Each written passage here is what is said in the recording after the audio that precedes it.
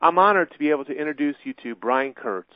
Brian is a direct marketer through and through and has never met a medium he didn't like or use. He's committed to sharing his accumulated wisdom over a 30-plus year career with a new generation of marketers with the goal of not only teaching but learning.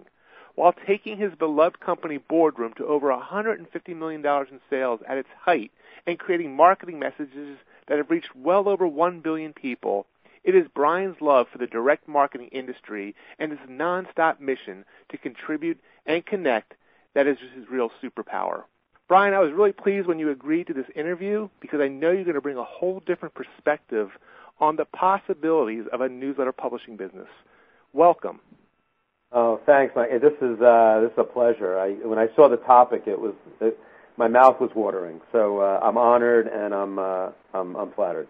Well, I appreciate it. And Brian, why don't you start off, if you wouldn't mind, give everyone an overview of where you've been, and then if you would start segueing into the print newsletters that you publish, what you're doing, what the company is doing, who your target market is, et cetera. Right. So I was an English major in college, which prepared me to be the perfect direct marketer. Right. I mean, it didn't matter what I always tell the joke that I was voted in my high school yearbook most likely to become a list manager, because I started in the list business at Boardroom back in 1981. My first day at Boardroom was the day Reagan was shot, and there are people who are listening to this probably who may not even know who Ronald Reagan is. I don't know, but then again, I think a lot do, and so just to get a sense of where I've been and how long I've been in the business. And when I got into the business, I was on the list side. Mostly, Boardroom was a big direct marketer even back then, a lot smaller company, but a direct marketer. And at that time had a flagship newsletter called Boardroom Reports, and that's why the company is called Boardroom. And basically, the founder, Marty Edelston, wanted to create a newsletter that helped businesses. He was a voracious reader of business books, and felt that there was nothing out there in the magazines like Business Week, Fortune, Wall Street Journal,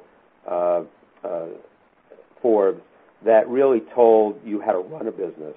And so a newsletter to him was a way, without advertising, without to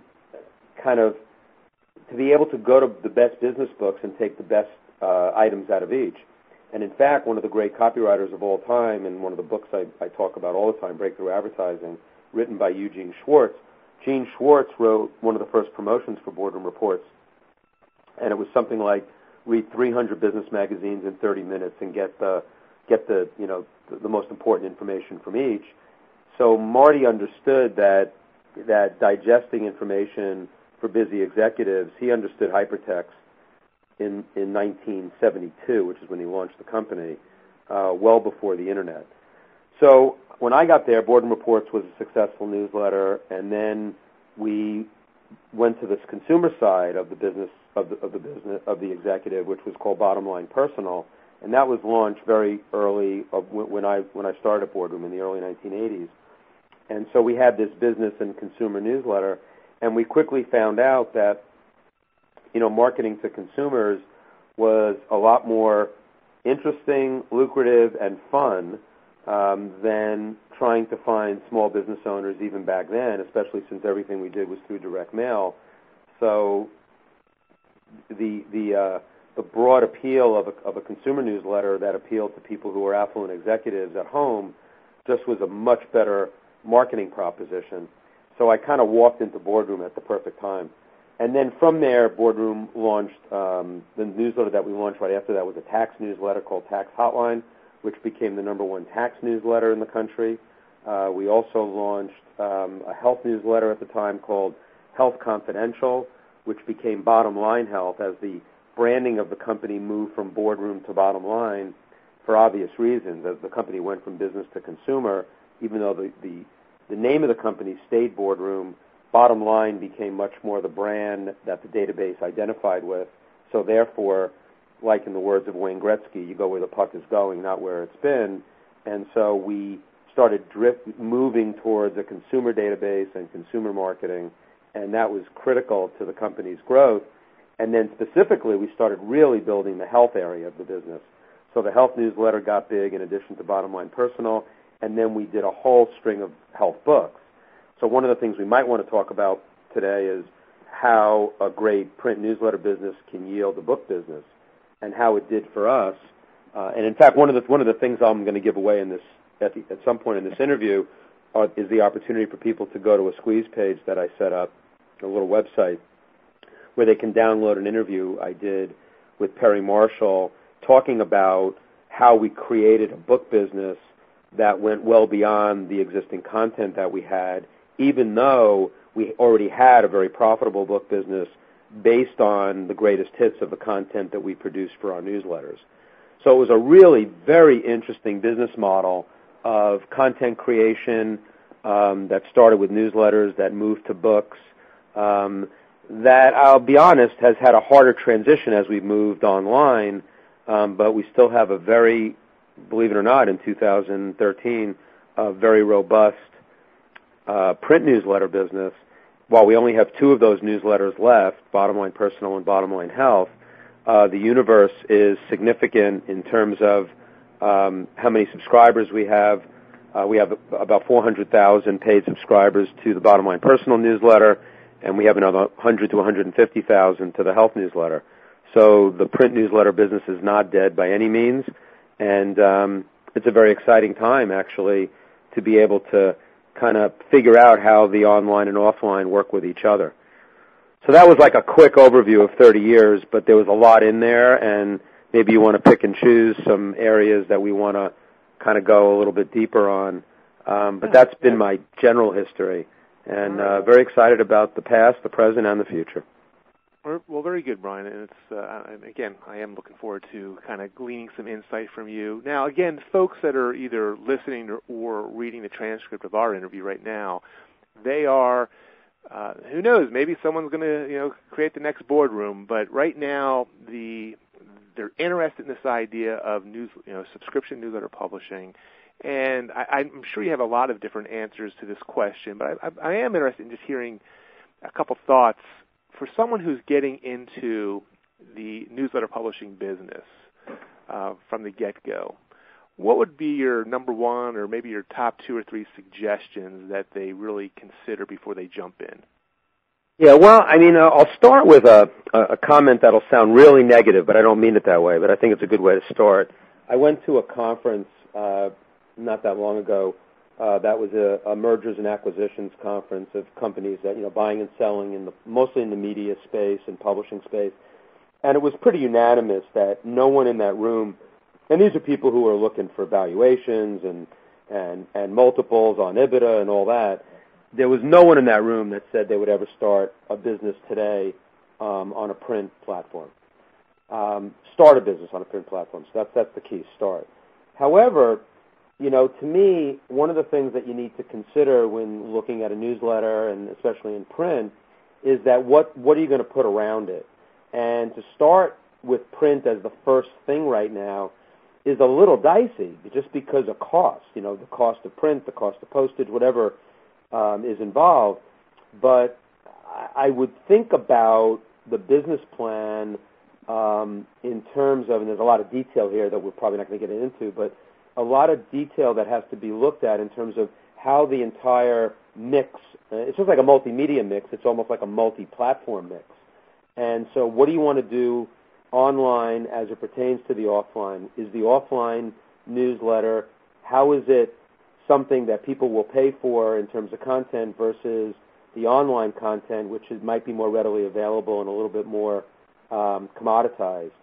So having said all that, I think that the number one thing, if we're talking about, the warning, it's that the stuff that's going to be in print should be the kind of stuff that is just so much harder to get than you can get through a Google search or online, or, basically taking whatever is perceived as commodity content into a much more specialized content. For example, I think when you see people online right now being able to get paid for content, and it's not B2B, it's usually in the financial area, investment information, stuff that is so privileged that paying thousands of dollars for online content that you could take to your investments and make 100 times that, that kind of stuff in print, all of a sudden, people are going to pay big bucks for that. And I also think that the number one thing about print today, that the print newsletters that I see that I love the business models the most, are the ones that are, I'll say, very vertical. Not even vertical. I'll call it very vertical. The kinds of newsletters that may never get to have a subscription file higher than 1,000 subscribers or 2,000 subscribers, but every one of those people is going to pay $2,000 to $5,000 a year because of the value of the content. I always tell people this, even in the 1980s when I started in the newsletter business, the traditional newsletter business back then, even though there was a bit of a consumer swell in the health newsletter business and a few others that were low priced, the real newsletter business is the business that I used to call the 500 subscribers at $500 each. This is by 1980 prices. And those were the most interesting, and I've never been in that business personally, and I've always had envy for that type of business because, there were companies that did the broad-based consumer newsletters, but then they had a B2B division, and they found, I'll use an example, they found a guy who's a retired government Pentagon person who knows how to sell government contracts, and a guy like that doing an 8-page print newsletter for $1,000 a year to companies trying to sell to the government, you can see that that's a no-brainer in terms of being print and getting paid for it and getting paid big bucks for it.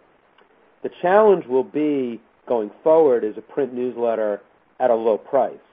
We're still in the $39 broad-based consumer newsletter business with our Bottom Line Health and Bottom Line Personal, and it's a really rough business because you're talking about you've got to find a lot more names. Direct mail is the best way to get new subscribers. You have to find lists to mail, and the youth universes are smaller and smaller. And, your renewal rates are not going to be that high when you cast that wide a net, and your whole business is based on the renewal. So I guess going back to your original question, what's the number one thing to think about? There are a couple of number ones.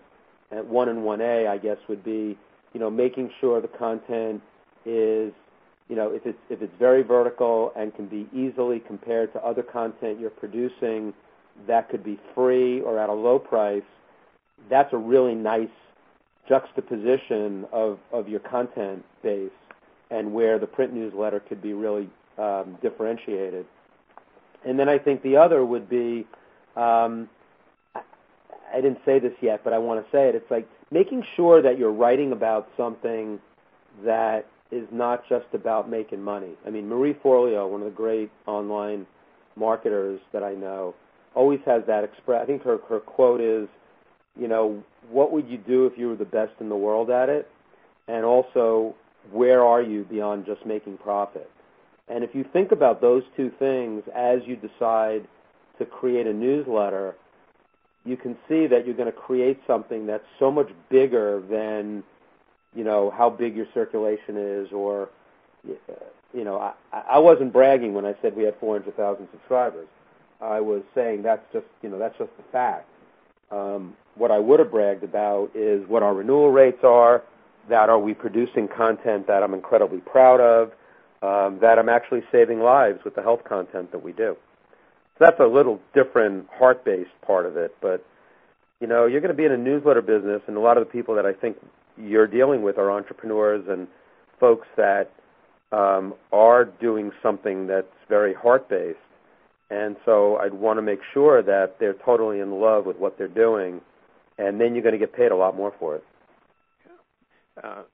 Excellent advice, Brian. I mean, you're absolutely right. It's especially in today's world where, and one of the reasons I'm doing this workshop, because there's not a lot of good content on this very specific topic, but even out there in the internet world where most people go to start researching things these days, so much of it is smoke and mirrors and hype and all about the money and all that. And you're when you start talking to seasoned, I talked to a gentleman yesterday on this interview series, Paul Hartunian, who's been publishing a newsletter for 17 years, the same newsletter, and he said sort of the same thing, which is you transcend. It's not just about the dollars. You've got to stand for something more. There's got to be a bigger reason why you're doing this, not only for your target audience, but also for yourself, because you'll quickly, run out of stuff to write about if that's all you're about. So Paul is one of my heroes, and he's just an amazing, amazing guy. And I encourage. I'm sure you didn't in the interview because he always goes back. He doesn't always want to talk about the guy who sold the Brooklyn Bridge. But if actually, he didn't mention it. your tribe hasn't heard that story, they should go to try find it online. It's one of the great marketing stories of all time. And Paul Hartunian is one of the most interesting people. There's a guy that also here's another piece of advice based on that. And Paul inspires this in me every day. That under the umbrella of ultimate curiosity, Paul went from, I guess he taught people how to make money on eBay, and he did a lot of marketing stuff. But I don't know what people know, but they also may not know that he was so worried about, dogs and stray dogs and dogs being put down that he created his own farm for dog placement, like his own humane society. And then he was so obsessed with the Innocence Project, he actually, right now, I think he's currently going to law school so he could be a lawyer and defend people in the Innocence Project. Wow. Don't you think each one of those things could become a newsletter? and then he became a roller derby referee in all of that. So I didn't know the last two. As a matter of fact, our interview got preemptive a few minutes because he had a new dog that was just brought into the sanctuary, and there you go. was causing some problems. So we had to schedule. So being and not everybody. Look, Paul Hartunian's one in a million, right? He's the ultimate Renaissance man. But what a great example of somebody. I mean, I give you a lot of credit for interviewing him for this topic because he just epitomizes everything I just said, and. It's just, it's sort of like, I want to be in the newsletter business, or I want to print something, or I want to, have a following. There's so many ways to do that, with the blogosphere and e-newsletters, and it's a big step to have something in print because the commitment is so much bigger that way. But yeah, but you're absolutely right. And listen, I do it, and obviously a lot of others do it, but the way, and Yannick, who we both know, the way he described it, I loved it, because in all these interviews, I forgot how beneficial they'd be for me prior to the workshop, because I'm taking notes, and you're very vertical. Well, that's going to be a slide in my presentation in the workshop, so thank you. I just like the very vertical. I love that sort of metaphor. But one of the gems that Yannick shared was it's wrapped in cheese. And he really meant, when a print newsletter hits your mailbox and you have some other stuff around it, and there's something that happens to the brain that you look forward to getting this thing. And I know that's how I am with certain newsletters that I get. I clear my evening and I go out in the deck, and so there's still, while it's expensive, more expensive obviously than the alternative of free, there's something about a print newsletter, and if it's meant to be and it's the right model, it can really do something for the person who wants to create it. Yeah, I have a real good quote for you that is actually reminded me when you mentioned Yannick. That, in fact, I used it on his stage, and then he used it and gave me credit for it, which was when Yannick Silver quotes me, I know I've made it. By the way. There you go. And so the quote was something like, we were talking about online content and online e-letters and online email versus offline, so in this case print. And I think the quote was something like, everything, when we, in the olden days when I walked 12 miles uphill to school in the snow, and the one thing I also did was pay postage. And when you pay postage, everything you put in the mail, unfortunately, had to sell something in my promotions. And so, therefore, everything I gave them for pay obviously was the opposite of that, because they had just paid me a big, for me, even though it was only $39, there was a trust involved in that, I was dealing with an audience that had paid me, and I wasn't just throwing out content. The thing that gets forgotten in the e-letter in the inbox with e-letters is that everything in there still has to achieve something. So everything doesn't have to sell something, has to achieve something. And the best online marketers, and you and I both know this, and I'm sure most of the people who follow you know this, that, it's so easy when you're paying 75 cents a thousand instead of for an email, as opposed to $500 a thousand in direct mail, or whatever the cost is in, second-class periodicals postage to send a paid newsletter through the mail, that the inclination is to sell much more because you got that itch. You got that itch that I know that I can get them to buy, even if it's a small percentage. And the people that I admire the most online are the ones that understand that it's the privilege of only having to pay 75 cents a thousand to deliver incredible content online, to maybe not sell anything for months. I've been following a guy named Joey Coleman who has a thing called the First 100 Days. And the idea of nursing your audience in a way, and nursing is not a bad term for it, to really create a relationship. And you guys talk about this all the time, so I'm sure I'm not telling you anything you don't know. But as we then talk about it in terms of moving to print, why would you want to move to print from that and spend all that extra money? Well, the reason is that you've created a group of people that are going to be wedded to a whole nother level of the very vertical content, which I just came up with today, so thank you. And, then you've got it's the gold content, the platinum content, the very platinum content, whatever it is, but you've kind of moved them through an ascension program of sorts, but you didn't kind of just screw them online because it was cheap to send them a lot of stuff. And if you continue that same philosophy going back the other way, and I call this O to O to O, online to offline to online, you're going back and forth, jockeying between everything, and I talked about this at Yannick's event, that you're going to create a total audience, both your email list and your postal list, that are totally congruent, even though there's the free and the paid. And I love your image of going out on the deck with the print newsletter. That was more expensive. I got that image. That was like beautiful for me to see you out there reading that, the thing you paid for. But that doesn't mean that same publisher is someone you ignore in your inbox. Right.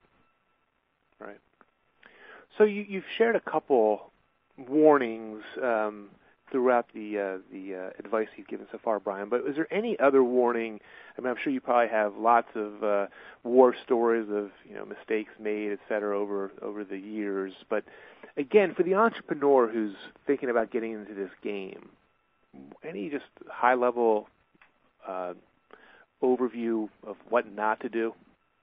Got a few of them, I guess, based on my own experience. One thing we did, I thought that always screwed us, was trying to slice the salami a little too thin in an already somewhat horizontal, not vertical, market. So your guys are going to be more vertical, I think, in each of their niches. But I'll use the example. One of the disasters for us was we had the Bottom Line Personal newsletter. It was going through the roof. I think we got over 1 million subscribers at one point. We paid dearly for it because we invested probably a little too aggressively to get people in, and eventually the sweet spot was probably somewhere between 500,000 and 1 million. But besides that, I don't have regrets about that. That was a business building strategy. But then we said, let's do a slice off the bottom line audience, and at that time I think we called it money's worth, and we thought we could take a slice of the people that wanted a little bit more of the money-saving stuff that was most popular in bottom line and create another print newsletter, but it was still at that same $39 price. So the big mistake there was we were slicing the salami too thin, and we were already in a marketplace that we really didn't go to a vertical from a horizontal. We went to another horizontal at $39, and that was a huge mistake. We just struggled to differentiate.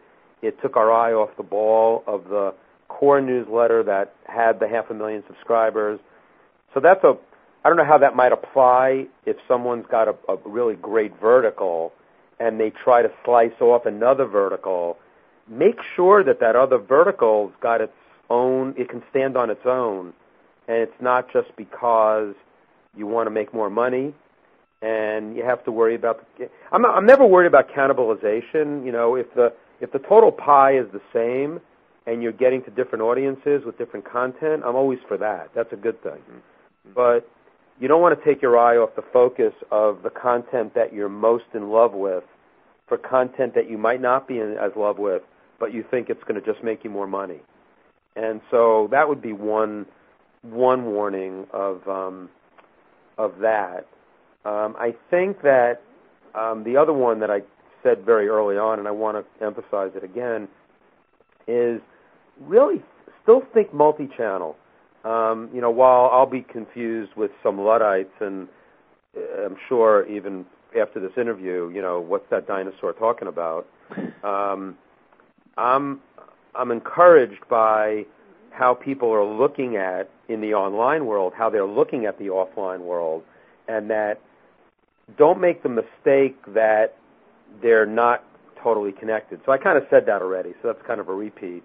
But I guess it's a big warning, because to be in any one media, I guess I'll say it this way.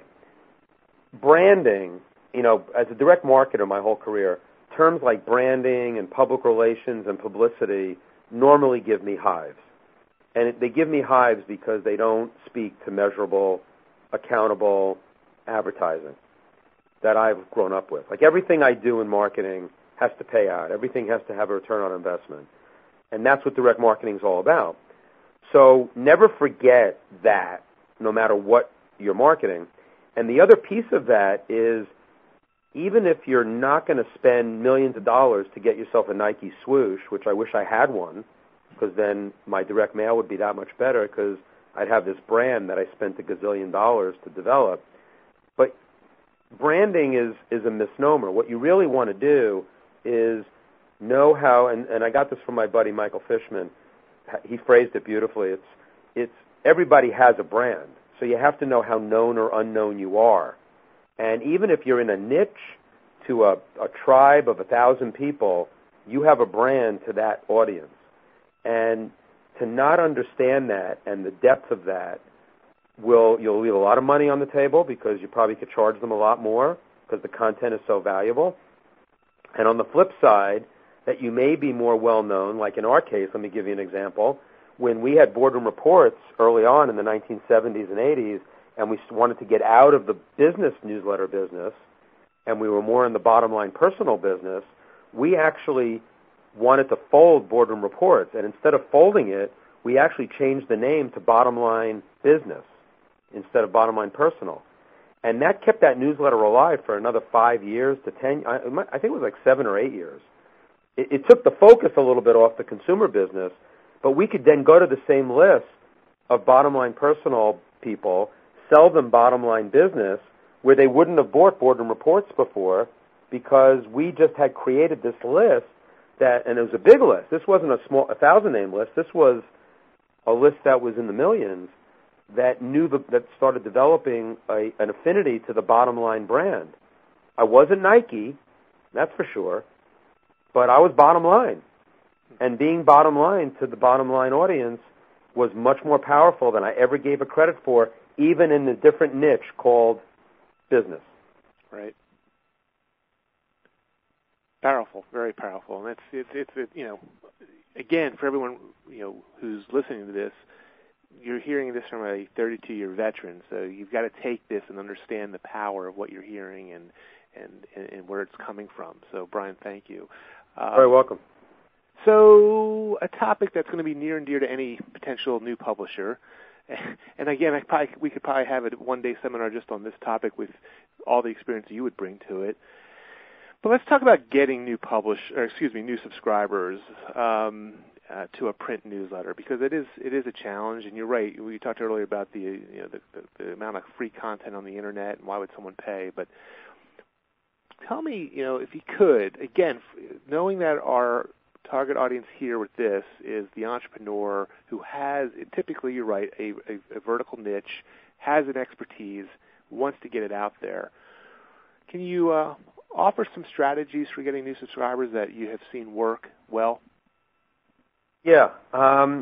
So, again, it's very different when you go, on the continuum from horizontal, broad-based consumer all the way to vertical, niche, B2B.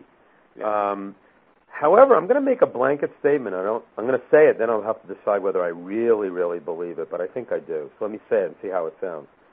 I still think direct mail, nothing scales like direct mail. And so for us, with a $39 print newsletter, we've struggled mightily selling subscriptions to a $39 broad-based consumer newsletter online. We get, we do promotions online. We've done some display advertising. We've done some, affiliate marketing to sell Bottom Line Personal and Bottom Line Health subscriptions, online to the print. But, you're crossing over from one meeting, from the online to offline, and it's not so simple. I will say, however, that, and again, I'm not, so let me speak to two things. I'm going to speak to direct mail, and then I'm also going to speak to trying to use email and online media to sell print newsletters, because I do still have some ideas, even though I personally haven't been that successful at it with a $39 consumer newsletter. What I have been successful at is selling a $39 consumer newsletter using direct mail. And the thing I like about it is that the more vertical you are, going back to the branding discussion, people don't know who the hell you are. You're lost in a wilderness, and you have to create so much credibility. And the story that you have to tell to sell people on probably a higher price vertical newsletter is just not going to work as well with short copy. And people always say, do you believe in short copy or long copy?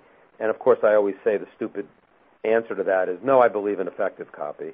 But having said that, a longer piece of copy of great storytelling about a brand, about a story, about something, why this newsletter exists, why it came to be, who's the person behind it, that's going to take some time. And you need real estate on that time. And you need maybe sitting out on your deck and not sitting at your screen with your finger on the mouse, which is a lot more fleeting than print. So it seems to me, and I may sound old-fashioned when I say this, that print, meaning direct mail, is probably still the most powerful way to sell print newsletters. Now, in the vertical markets, it's going to be hard to find lists. That's always going to be the issue. And so you really need to develop the same kind of relationships that you developed in your affiliate world. You need to do that in the offline world, too, to find who's got the vertical postal lists. And interestingly, and I've said this to a lot of IMers, that, most IMers have a postal list, assuming they've sold via credit card online. And most of them aren't doing much with it. And I won't mention names, but I've had quite a few online marketers with decent-sized lists come to me and say, I think I'm leaving some money on the table by not looking at direct mail. Now, the investment, it's like making sushi. I don't know if you want to do this at home. I don't want to make sushi at home. But I certainly know where to go. There are experts in direct mail, me being one of them, but there's tons of them in the list area, in the creative area, copy, in the format area, in the merge-purge area, which means how you bring your list together and dedupe them, in the modeling area, how you create different kinds of selection criteria, how you do suppression files when you do direct mail of people who would probably not order because you have their postal address and they've already bought the product already, things like that, things that much harder to do online than you can do offline. And so I guess the long answer to that part of the question is that, if you're really committed to a print newsletter, figuring out what the level of direct mail that you can do in your market and what lists might be available and what creative resources you want to bring to bear on it and how much you're willing to invest is going to yield a lot more, not just in terms of response rate being higher, but you're going to get a much more qualified person. I remember sitting at, I think it was at Yonex Underground, maybe 2 or 3 years ago, and it was on Saturday, the last day, and the first speaker, the title of the presentation was something like The Deep Dark Secret of Internet Marketing. And it was the deep dark secret, and I usually, when I do this on a speech, I'll whisper now, but I won't whisper for this interview because you won't hear me. I whisper the words physical product. Like someone had realized online that if you deliver physical product to someone that is so wedded to you and your brand online, that the odds of them paying more for it, being more wedded to you, seeing a higher perceived value, having a higher lifetime value long term, is going to be much better. So that's the second part of my answer. Remember I said before, so I said direct mail, I got all that out. But then what can you do with your online folks that are already branded to you? I think in the broad marketplace it's harder to go from online to a print newsletter. As I said, I'm not good at it yet in the $39 world. But in the high price world, I think there's a huge opportunity to sell print, especially I've seen it in the investment world, with, people like Motley Fool and The Street, people like that who are pretty much online with a lot of their investment information. They're selling a lot of physical product. I think they're selling a lot of print newsletters. But it's a process. You're not going to go right out with an email and say, buy my print newsletter. It's going to just take time. It's just a whole different way to look at how you go from online to offline.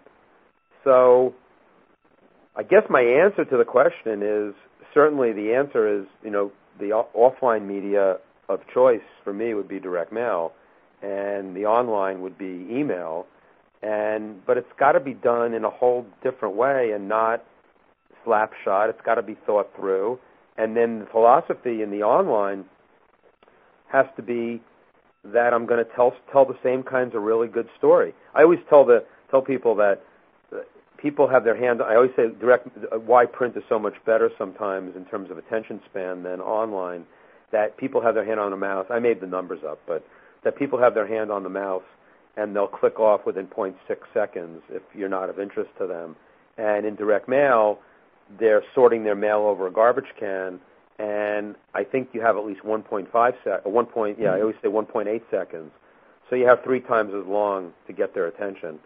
And given that, and I'm being a little sarcastic, obviously, but I know from experience that a compelling piece of direct mail written in a format like a book-a-log or a mag-a-log, and I don't want to, I know your audience probably doesn't know a lot of those formats, but a 64-page book-a-log, which looks like a little digest, that's a direct mail piece that has some stake in it. It's not all sizzle. Will sit on somebody's night table for a couple of weeks because they didn't want to throw it in the garbage can when it came in through as a direct mail piece, because the actual promotion has value. Right. And you can't get that online. You can't do that with an email. Well, I love the scientific study you did with the 0.6 seconds and the 1.8 seconds. You're probably actually pretty. Yeah. I'd love to say I did double-blind studies of consumers sitting in front of their computer and next to their garbage can, but I have to admit I made all that up. Yeah. But it's funny, and it's not a topic for this conversation, Brian. But boy, and I'm sure you've had this conversation or you've thought about it for sure, but the folks that I typically attract a more seasoned business owner, but the folks that I am working with a guy that's in his young 20s. He's doing quite well, and it's a whole different mindset when you start talking about that generation and what they're going to expect moving forward and stuff. So it's I don't even want to open that door in this interview, but it's I think though that the joke about the scientific study, I'm positive though. I'm positive that direct mail gets more attention than email. And I guess, how am I positive? Well, I've seen direct mail get, high, dense copy direct mail get 5% response rates. Right. And that's the bill me offer, but then 70 or 80% actually pay. So, net response of 3.5%. Where are you getting that on the internet? Right. Well, Brian, great stuff. What? Also, one last question. Just any last thoughts about the newsletter publishing business? And then, if you wouldn't mind, can you let people know how they can get to know you better and find out more about what you're doing? What was the first part again? I can definitely do the second. Any last thoughts do you have? Do you have any just last parting comments? Yeah, I guess my thing is, I think I said to you in a pre-conversation that, I own the URL dinosaurandcowboys.com. There's nothing there, so if you go to that website, it's not even under construction. I don't know what I'm going to do with it. But from a branding standpoint, for what I think I want to be in the world and what I think I can contribute to the world going forward, there's something, and again, the dinosaur that I am, I'm T-Rex, so, I'm definitely, the one that's going to tear you apart. And I guess the only difference is that dinosaur, it's implied that I'm going to go extinct, but I'm far from it, or at least as far as until I die. I mean, I'll be extinct when I die, but I'm not going to be extinct while I'm still doing direct marketing. And I believe that the direct marketing techniques that have been around forever, almost everything applies. And I've tested this. I mean, I'm in a bunch of mastermind groups with 100% internet marketers, and I got to tell you, and I'm not saying this because I'm bragging, they don't kick me out. They don't tell me that I can't come. And I bring something to the party that they don't have. And that's not bragging either, because basically I learn, they think they're getting a good deal by getting all my knowledge. But frankly, don't tell them this, although maybe some of them are going to hear it, is that I'm getting the better end of this deal. Because hearing what they're doing and applying, they don't even know that they're applying the best direct marketing principles to what they're doing online. And even if they're not, they're already crushing it. And if they tweak just a little bit, they can crush it even further. And so a lot of the things that we talked about in the print world, not that everybody should go into print, not everybody should go into direct mail, but understanding what it meant to have to pay postage when you were spending that much on your creative, you would understand that a flashing arrow on a squeeze page is not necessarily defined as state-of-the-art creative. And so I think I'm kind of realizing that my mission in the world is to kind of be that bridge. I mean, the book that I'm working on is called O to O to O, online to offline to online, and there's a subtitle involved in that. And I just think that there's almost like, and you and I talked about this, there's almost like this contrarian argument that said, like, why would you want to do a live event about getting into the print newsletter business? It sounds so contrarian. And yet, to me, when I saw the topic, you had me at, where do I sign up to do this interview with you? Right. So those would be some kind of broad-based, enthusiastic comments about the world as it sits today in the marketing world, and what I think is going on out there. Good. And if they want to learn more about you and yeah, I think that at one time I used to just say Google me with my name in Boardroom, and I said that's kind of stupid. Why don't I take some of the content that I've developed over the years? I've done some really interesting interviews. Some of it will overlap with some of the stuff we spoke about today, and some of it won't. I've been interviewed by some great people, Perry Marshall and Joe Polish, and one of them I did, and a lot of this content is on a squeeze page, mini website that I put together. It's www.briankurtz.me, briankurtz.me, and I think that I on that site, the squeeze is you can download an interview I did with Perry on the 3 incredible case histories, one of which talked about, which would be relative to this conversation we had today, about taking your newsletter content and creating a book business, and then creating a book business that's beyond your newsletter content by buying the rights to other content from people who don't want to do direct mail, and you do, because I think there's a whole market for that as well.